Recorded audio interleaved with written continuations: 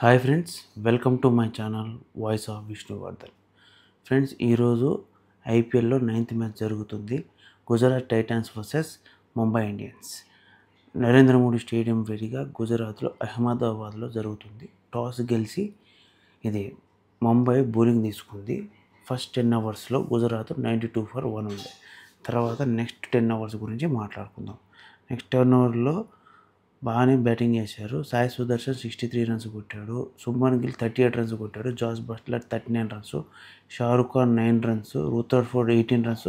రాహుల్ త్రిపాఠియా 0. రాహుల్ త్రిపాఠియా గురించి మాట్లాడుకోలేదంటే నెగ్లిజెన్సీ వల్ల అవుట్ అవ్వడం, అది పెద్ద కాస్ట్ అయింది మ్యాచ్కి. తర్వాత రషీద్ ఖాన్ 6 రన్స్తో అవుట్ అయినాడు. Rabada 7 runs. కిషోర్ ఆడుతున్నాడు. కిషోర్ 1 రన్ కొట్టినట్టున్నాడు. ఓవరాల్గా ఏంటంటే మ్యాచ్ కొంచెం టఫ్గానే ఉంది. వికెట్స్ గురించి మాట్లాడుకుంటే 78 for 1 wicket, 129 for 2, 146 for 3, 179 for 4, 179 for 5, 179 for 6, 194 for 7. So ఇదేంటంటే ఓవరాల్గా వీళ్ళు వికెట్ కొలాప్స్ అయిందంటే సెకండ్ ఇన్నింగ్స్లో వీళ్ళు స్కోర్ చేయలేకపోయారు. అదే సెకండ్ 10 ఓవర్స్లో వీళ్ళు పెద్ద స్కోర్ చేయలేకపోయారు. రన్ రేట్లు కూడా పెద్ద పెంచుకోలేకపోయారు. తర్వాత బౌలింగ్కి వస్తే ట్రెంట్ బోల్ట్ 4 overs వేసాడు, 34 runs ఇచ్చాడు, 1 వికెట్ తీశాడు, 8 ఎకానమీతో బౌల్ చేశాడు. దీపక్ చాహర్ 4 overs వేసాడు, 39 runs ఇచ్చాడు, 1 వికెట్ తీశాడు, 9.7 ఎకానమీతో బౌల్ చేశాడు.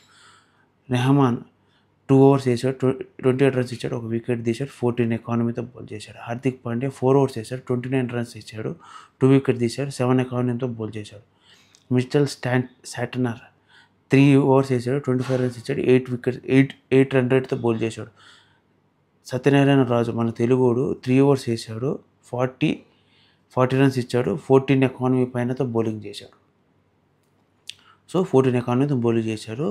ఓవరాల్గా వీళ్ళ స్కోర్ వచ్చేసి 20 overs కంప్లీట్ అయ్యేటప్పటికి 196 for 7తో కంప్లీట్ చేశాడు. అయితే ఇక్కడ మాట్లాడుకోవాల్సింది ఏంటంటే బెస్ట్ స్టార్ట్ వచ్చినా కూడా దాన్ని హై స్కోర్ కింద కన్వర్ట్ చేసుకోలేకపోయారు గుజరాత్ టైటన్స్ వాళ్ళు. అంటే రెగ్యులర్ ఇంటర్వల్స్ అదే నెక్స్ట్ 10 ఓవర్స్లో ఎక్కువ వికెట్లు కొలాప్స్ అయిపోయినాయి. ఏంటంటే దాదాపు 8 వికెట్స్ కొలాప్స్ అయిపోయినాయి. రన్అట్తో అయిపోయారు, క్యాచ్ అవుట్తో. దాదాపు ఏంటంటే వికెట్ కొలాప్స్ మామూలుగా ఆడలేదు. అన్ని కొలాప్స్లు అయిపోవడము, తర్వాత వాళ్ళు గ్రీస్లో నిలబడుకోలేకపోవడము, ఎక్కువగా ఏం లేదు. కానీ ఇక్కడ బొమ్మాయి బౌలింగ్ గురించి మాట్లాడుకోవాలంటే 2-3 బౌలర్ ఎక్స్పెన్సివ్గా ఇచ్చినట్టే. మన తెలుగు అతను సత్యనారాయణ రాజు ఎక్స్పెన్సివ్గా బౌలింగ్ చేయడము, 40 runs దాటడం. 40 runs అంటే మామూలు విషయమా? 40 runs దాటి 1 వికెట్ తీశాడు, అది కూడా tailender wicket, Rashid Khan wicket తీశాడు. సో ఏంటంటే ఎకానమీ వీళ్ళు ఎక్కువ ఎకానమీతోనే బౌల్ చేశారు. ప్రతి బౌలర్ ఎక్స్పెన్సివ్గా వేశారు. ఒక్క హార్దిక్ పాండ్యా తప్ప మిగతా వాళ్ళందరూ ఎక్స్పెన్సివ్గానే బౌల్ చేశారు. తర్వాత ఏంటంటే ఇప్పుడు చూస్తే విన్నింగ్ ప్రాబబిలిటీ తక్కువనే ఉంది. ఎవరికి? గుజరాత్కి అయినా సరే విన్నింగ్ ప్రాబబిలిటీ తక్కువే ఉంది. ఏంటంటే విన్నింగ్ ప్రాబబిలిటీ గురించి మాట్లాడుకుంటే మనం పెద్ద ఛాన్సు ఎక్కడ ఏ స్టేజ్లో కూడా వీళ్ళు కదా హిట్టింగ్ దిగినట్టు కూడా లేరు. అయితే ఇక్కడ మాట్లాడుకోవాల్సిన మెయిన్ ఏంటంటే గుజరాత్లో హై స్కోరింగ్ మ్యాచ్లు తప్ప ఫస్ట్ బ్యాటింగ్ చేసిన వాళ్ళు పెద్ద గెలిచింది లేదు.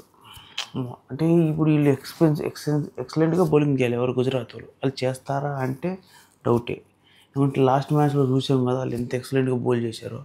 సో ఏ మ్యాచ్లో అయినా ఎకనామికల్గా బౌల్ చేసి వాళ్ళు మ్యాచ్ని గెలిపించుకుంటారా లేదా అనేది వాళ్ళ చేతిలో ఉంది. సో మరి ఇక్కడ మనం మర్చిపోయినమే వీళ్ళ పేరు.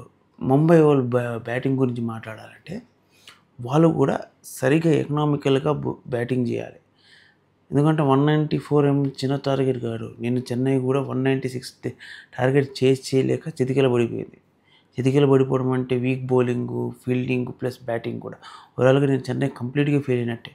సో ఆ సిచ్యువేషన్ వీళ్ళకి రావచ్చా అంటే ఏమో చెప్పలేము. ఎందుకంటే అంతకుముందు మ్యాచ్ చెన్నైలో 156కే 8 వికెట్స్ 9 వికెట్స్ కోల్పోయి మ్యాచ్ చెన్నై చేతిలో పెట్టేశారు. సో అది కూడా మ్యాటర్ కింద కన్సిడర్ చేసుకోవాలి కదా.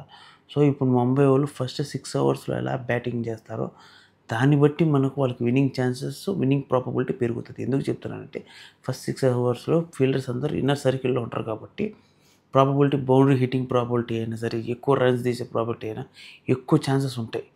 తర్వాత ఏంటంటే ఇప్పుడు చూస్తున్న దాని ప్రకారం ఏమవుతుందంటే గ్రౌండ్ బాగా వెట్ అయినట్టుంది. అది ఆ వెహికల్ నడిపి గ్రౌండ్ మొత్తాన్ని అదేంటి డ్రై చేయడానికి ట్రై చేస్తున్నారు. దాన్ని నడుస్తుంది ఇక్కడ. సో దాన్ని బట్టి మనం విన్నింగ్ ప్రాబబిలిటీ అనేది లాస్ట్ 6 అవర్స్‌లో తెలుస్తుంది. ఫస్ట్ 6 అవర్స్ పవర్ ప్లేలో తెలిసిపోతుంది. సో ఫ్రెండ్స్, మీకు గాని ఈ వీడియో నచ్చితే like, share, subscribe to my channel voice of Vishnu. ఇలాంటి మోర్ కంటెంట్ ఉన్న వీడియోస్ కోసం నా ఛానల్ లైక్, షేర్, సబ్స్క్రైబ్ అవ్వటం, బెల్ ఐకాన్ నొక్కి ఆల్ ఆప్షన్ ఆన్లో పెట్టుకోండి. మీకు మోర్ కంటెంట్ ఉన్న వీడియోస్ వస్తాయి. Thank you for watching. Stay tune for more videos.